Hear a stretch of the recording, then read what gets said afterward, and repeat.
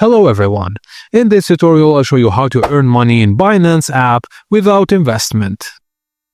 First thing you need to try is Binance referral program. You can earn commissions every time someone signs up and trades using your referral link.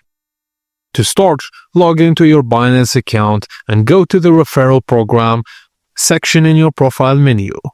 Generate your unique referral link and share it with your friends, followers, or crypto communities.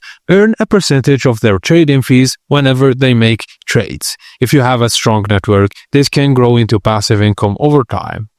Secondly, Binance Learn and Earn. Get paid to learn. Binance rewards you for learning about blockchain, crypto, and Binance products.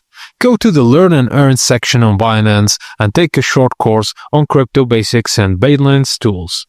Pass quizzes at the end of each course and receive free crypto rewards directly into your account. A simple way to grow your portfolio while improving your crypto knowledge. And third and finally, crypto airdrops. Many new blockchain projects distribute free tokens to promote the platform.